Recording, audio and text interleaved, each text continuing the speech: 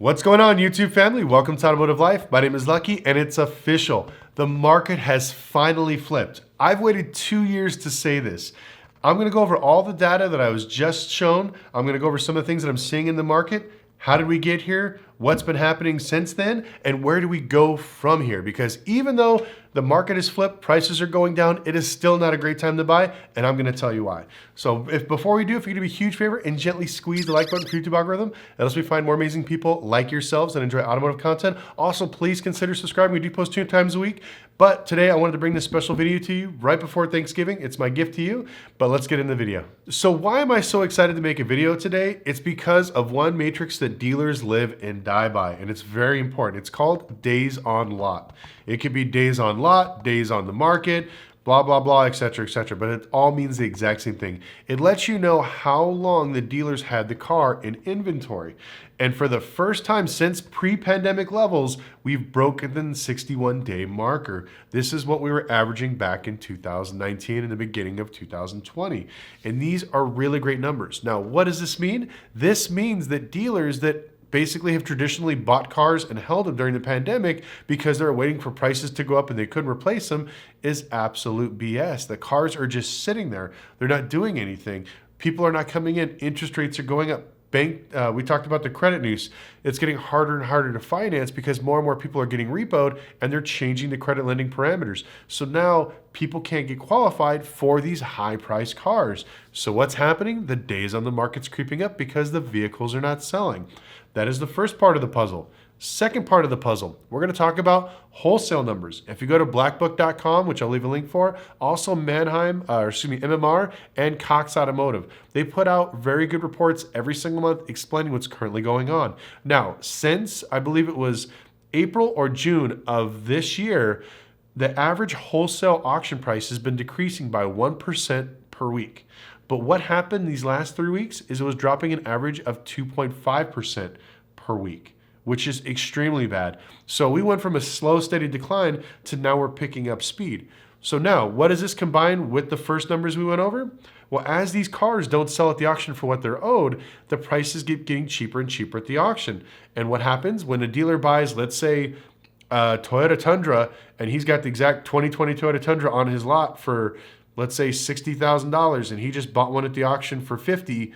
What is he going to do? He's like, well, I'm $10,000 cheaper in this one. I'm going to have to sell my old unit, so I need to start dropping prices. And we finally broke the threshold of dealers finally lowering their prices. The dealerships know that the people are not dumb. People are not coming in buying cars. Things have slowed down dramatically. And there's one thing that's screaming out is, hey, we can wait for a deal. We're going to wait. It's not only me. Now you see everybody and their grandma telling people to not buy anything until the first quarter of 2023. And this is ringing bells through the whole entire automotive industry. And now dealers are picking up on this. So they're starting to lower their prices. If you go to Car Gurus, every day I like to just pick random cars and I watch as they drop them every single week. And so little by little, you're going to see this speed up more and more. Now, I saw this because I kept a constant eye on it. Now, just you as a regular person, I'm sure if you start looking at the cars that you are currently looking at, guarantee you the price is either dropped and you're going to get a call from whatever sales guy you've talked to that would not accept your lower price deal. Now they're going to be calling you and asking you to come back. And I've heard this from multiple people, multiple states, multiple areas, and even multiple thresholds of vehicles from $20,000 up to $150,000. Everybody is seeing this dramatic change. Now, I wanted to wait till I got enough data, enough people to talk to make sure that this was the way the market was actually going. And all things point correct. Now, just keep in mind, this is the used car market. We're going to start talking about the new car market and new cars. But first, I want to thank today's sponsor, Kudos. Credit cards can be confusing. And once you start piling up a whole wallet full of them, it's very hard to remember which rewards go to what card. Well, thankfully, there's Kudos. They help keep track of all that for you so you don't have to. Kudos helps the average user save $750 per year with maximizing credit card reward points and unlocking hidden benefits such as purchase protection as well as traveler's insurance upon checkout. It's a smart wallet browser extension that works with Google Chrome as well as Safari. Kudos supports over 3,000 cards and your credit card numbers are not even required. But if you do want to enter your credit card numbers, they offer a seamless autofilling experience that works on over 1 million sites. They also have the Credit Card Explorer tool that shows you the new credit cards that you might want to apply for based on the cards and limits you already have. So Kudos is for US users only, and they are giving out a $10 Amazon gift card to all you Black Friday shoppers if you sign up before December 5th. So use my link down below, use the code LUCKY_BF, and start maximizing your credit cards today. Again, use the link down below, enter my promo code LUCKY_BF, and let's get back to the video. Let's talk about the new car market, because what's going on there is absolutely insane. There's going to be a number of things we're going to talk about, but the first one we're going to talk about is people walking away from their allocations. There are a few reasons behind that. First one, people were paying way over MSRP. I had a story of a gentleman that hit me up on Instagram, ordered a Palisade, waited for months to get it for $20,000 over MSRP, put his, I think it was like a $3,000 deposit on it, goes to the dealership because the car finally came in last week and sees one just like his, 1 year older, for thousands and thousands of dollars less. So he thought to himself, why am I going to go pay way over MSRP if my car is going to be worth this next year? So he told the dealer he did not want this one. He wanted to buy that one. They tried to keep his deposit. They tried to harass him, but he held strong and got the newer one or the older one for a much, much better deal. And he even talked them down on that price. Now, I've talked to multiple dealers in multiple states, and they're telling me about different customers and people walking away from their allocations. Now, not only the over MSRP pricing, because a lot of dealers now are walking that back. Little by little, you can look on Car Gurus, you can call around. People are actually negotiating off their cars and getting them for MSRP. I knew that was going to be the first step. There's some people that I've talked to that negotiated, like on Dodge trucks, Chevys, under MSRP, because trucks and SUVs are actually holding on the market longer than a compact car because of gas prices and everything else, but they're able to negotiate. And not only that, I've heard from other people, and especially in finance departments at franchise stores, they're very upset because as interest rates grow, it's making it harder and harder for people to qualify for payments. So they had numerous people with C8 Corvettes ordered, and by the time they got in, their payments were going to be somewhere around $800-900, is now hovering around like $1,200 to $1,500 because of the interest rate hikes.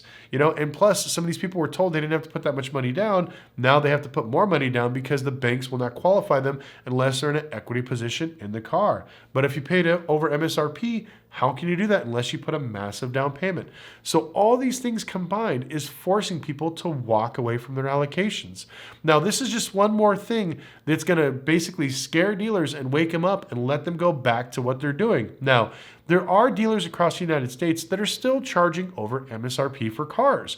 But I promise you, if you look, you call around and you go out of city and you go out of state, there are deals to be found. When you purchase a brand new car, that's one of the only cars I recommend. Like, you don't have to go fly and see it in person because it's a new car, it's under warranty. If you have any issues, you can just take it back to the dealership. When it comes to used cars, I always recommend putting hands on it, try to buy it locally, do as much as you can. But with new cars, yeah, you can buy it from anywhere. And so now with these things, people are arming themselves and going out of state, out of their areas, and buying cars from other areas, which is forcing local dealers to start rolling back their over MSRP pricing. So this is great news. Now, the second thing that's absolutely hilarious about the new car market is every major manufacturer is talking about how, you know, with supply demands and their constraint on like people and their supply chains, they're going to make less and less cars because they can't put up the full demand of what America needs. And this is all basically spells out bullshit when it comes to the new car market, because all they want to do is, well, if we can keep demand high by keeping supply small, we'll keep our profits, not their costs, our costs up. And so that's one of the things that they're trying to do. So they're like, okay, we're going to make less cars and we're going to make people fight for them. What's the point of making more cars and returning back to pre-pandemic numbers when all consumers are going to do is get the cars for a much cheaper rate?